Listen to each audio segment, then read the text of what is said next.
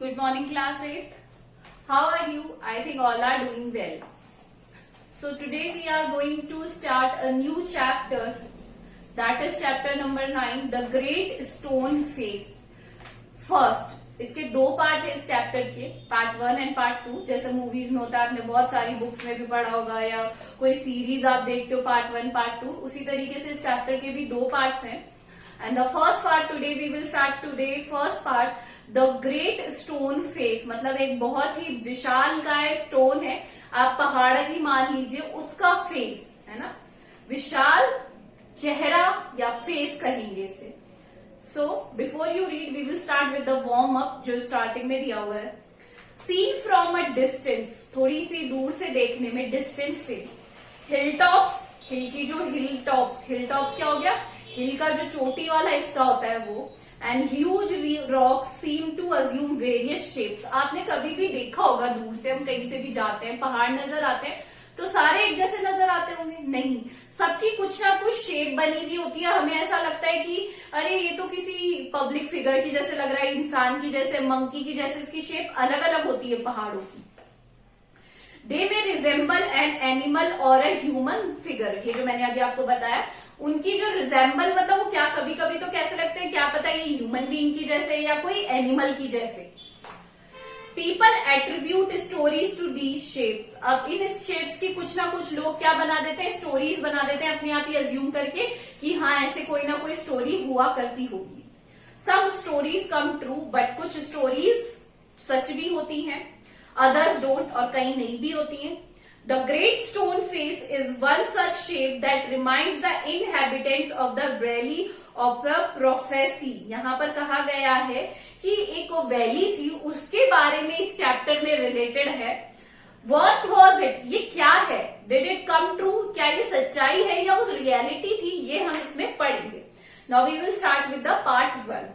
One afternoon, एक दोपहर, when the sun was going down, जब सन धीरे धीरे छुपने लगा था, अ mother and her little boy set at the door of their cottage. एक बच्चा और उसकी मदर कॉटेज के डोर के पास बैठे थे, कुटिया के बाहर, हट के बाहर. Talking about the great stone face. और वो किसके बारे में बात कर रहे थे, जो महान सा बड़ा सा स्टोन है, उसके चेहरे के बारे में बात कर रहे थे. They had only to lift their eyes and there it was plain to be seen through miles away with the sunshine brightening all its features. यहाँ पर मीलों दूर था, बट जो सूर्य की चमक थी उससे इसकी सभी विशेषताएं बिल्कुल क्लियरली दिखाई दे रही थी, जो कि सिर्फ आपको निगाहें ऊपर करके ही देखना है. अब ऐसे तो दिख नहीं जाएगा, पहाड़ नीचे निगाह करके आपको ऊपर देखना पड़ेगा. एंड यू विल, सूर्य की जो चमक थी उससे आपको ये दिखेगा कि उस पर कोई जो आकृति है वो उभेरी हुई है, मतलब उभर रही है. And what was the great stone face. कैसा था उसका चेहरा या क्या चेहरा था उसका. The great stone face was a work of nature. अब ये कौन बनाता है ये चेहरा, ये हम तो बनाते नहीं है, क्या कोई कारीगर जाके बनाते नहीं है, मजदूर नहीं. It was made by nature, प्रकृति से बनाती है. Formed on the perpendicular side of a mountain by some immense rock. Perpendicular side मतलब राइट अप साइड, जो ऊपर की रॉक फेसिंग साइड होती है, जो हमारी तरफ फेसिंग साइड होती है. Immense rock which had been thrown together so that when viewed at a proper distance they resemble the features of a human being. जो कुछ इस प्रकार से रखी गई है, जो कुछ विशाल immense rock, विशाल चट्टाने हैं जो कि कुछ इस प्रकार से रखी गई हैं कि दूरी से देखने पर वो ऐसे लगती है कि ये मानव चेहरे की तरह है. इसकी जो आकृति है, इसका जो चेहरा है, फिगर, ये किसकी तरह है, ह्यूमन की तरह है. It resemble to a human being.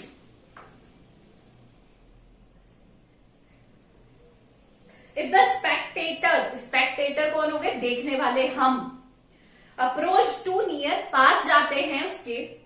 He lost the outline of the enormous face. Enormous हो गया बिग फेस, वो बाहर की जो आउटलाइन है, उसकी जो आउटलाइन अगर आप पास जाओगे तो वो आपको इजीली विजिबल नहीं होगी.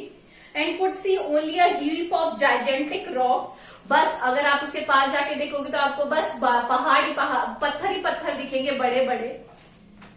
पाइल्ड अप अपॉन अनदर, एक दूसरे के ऊपर, पाइल अप मतलब एक दूसरे के ऊपर गिरे पड़े। ये तो आपको कब दिखेगा, जब आप उसको बहुत मील्स दूरी से देखोगे। But seen from a distance the cloud clustering about it, the great stone face seemed positively to be alive। किंतु एक दूरी से देखे तो जो समूह है बादल का, बादलों का जो समूह है, group, it was a belief of many people that the valley owed much of its fertility to the benign face that was continually beaming over it। अब यहाँ पे इस लाइन का मीनिंग हम थोड़ा डेप्थ में जाकर लेंगे कि it was belief of many people, ये बहुत ही ज्यादा लोगों का बिलीफ है, ये बहुत ही ज्यादा लोगों का बिलीफ है दैट द वैली, जो वैली है, घाटी है, owed much of it fertility, उसका जो उपजाऊपन है, फर्टिलिटी क्या होती है, उपजाऊपन, to the benign face, benign face यहाँ पर हो गया काइंड, जेंटल जो फेस है उसका, that was continually beaming over it, जो इस दयालु चेहरे की बहुत ही आभारी है, जो फर्टिलिटी है उस वैली की, वो उस दयालु चेहरे के प्रति इतनी आभारी है कि वो निरंतर उसे देखकर क्या कर रही है, कंटिन्यूअसली मुस्कुरा रही है, उसे देखकर बहुत ही ज्यादा डेप्थ में होकर क्या कर रही है, उसे मुस्कुराकर देख रही है।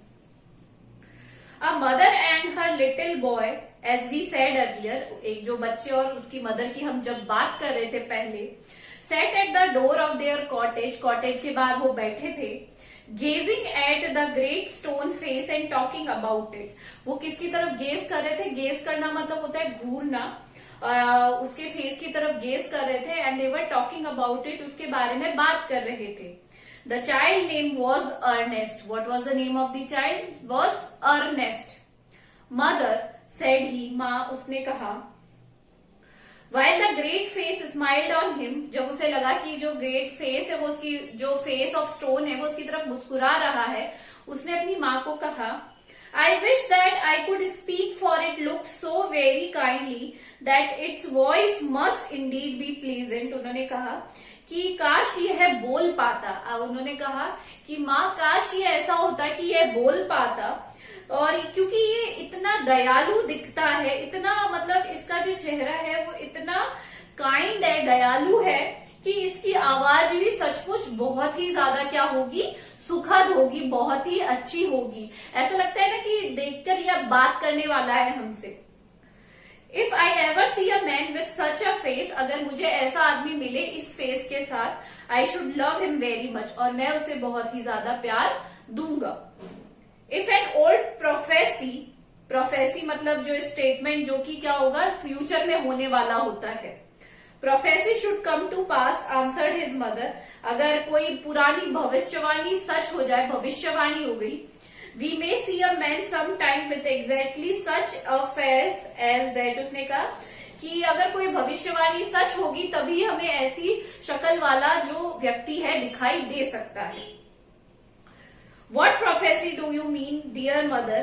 Eagerly inquired, answered, क्या आप कैसी भविष्यवाणी के बारे में बात कर रही है मदर? उसने बहुत ही ईगरली अपना फेस बनाया, please tell me about it, और मुझे इसके बारे में बताओ कि ऐसा क्या, तुम कैसे हो सकता है, क्या है। So his mother told him a story that her own mother told her, अब उसकी मदर ने उसको ऐसी कहानी सुनाई जो उनकी मदर ने उन्हें सुनाई थी। When she herself was younger than little Ernest, मतलब वो अर्नेस्ट से भी बहुत ही ज्यादा छोटी थी। At some future day, मतलब बहुत पुरानी बात है, a child should be born near here, एक बच्चे का जन्म होगा यहाँ पर। उन्होंने एक स्टोरी सुनाई कि फ्यूचर की स्टोरी सुनाई कि यहाँ पर एक ऐसे बच्चे का जन्म होगा who was destined to become the greatest and noblest person of his time, जो कि इस दुनिया का सबसे महान, ग्रेटेस्ट, महान एंड नोबलेस्ट, नम्र पर्सन बनेगा इस टाइम का, and whose face in manhood should be bare and exact resembling to the stone great face। उन्होंने कहा कि और उसका फेस जो सामने जो पहाड़ है, इसके फेस के विशाल का जो पहाड़ है, उसका जो चेहरा है उस व्यक्ति से मिलता जुलता होगा, मतलब कभी ना कभी ऐसे आदमी का बर्थ होगा। Many still had faith in this old prophecy, और बहुत लोग हैं जिसे इस भविष्यवाणी में आज भी बिलीव है। But others took it nothing but ideal talk, कोई आइडियल टॉक होगी, बकवास। बट कुछ लोग इसमें बिलीव करते हैं, कई लोग नहीं बिलीव करते हैं, कई इसे बकवास मानते हैं। और at the all events the great man of the prophecy had not at appeared, क्योंकि जो भविष्यवाणी होती है जरूरी नहीं है उसकी हर बात क्या हो, सच हो, इसीलिए उन्होंने कहा कि कई लोग इसे बकवास मानते हैं और कई मानते भी हैं। O mother cried Ernest, Ernest ने कहा mother, clapping his hand above his head, तालियां बजाते हुए उसने कहा, I do hope that I shall live to see him, मैं आशा करता हूं कि मैं इसे देखने के लिए जिंदा रहूं, मतलब मैं उस व्यक्ति को देखने के लिए जिंदा रहूं।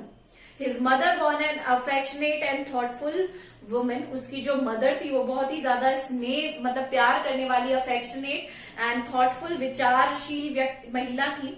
It was proper she thought not to discourage the fanciful hopes of her little boy, और वो ये चाहती थी कि वो अपने छोटे बच्चे की जो इमेजिनेशन है उसे, या उसने जो भी आशाओं को बहुत ही ज्यादा अप्रिशिएट करती थी, उन्हें बढ़ाती थी, तो वो उसे रोकना नहीं चाहती थी। So she said to him perhaps you may, तो उन्होंने कहा हाँ शायद तुम इसे क्या कर सकते हो, देख सकते हो। तो आज हम यहीं तक करेंगे। Do the hard words of this poem and if you find any problem related to the text you can ask me personally. This is all for today, thank you.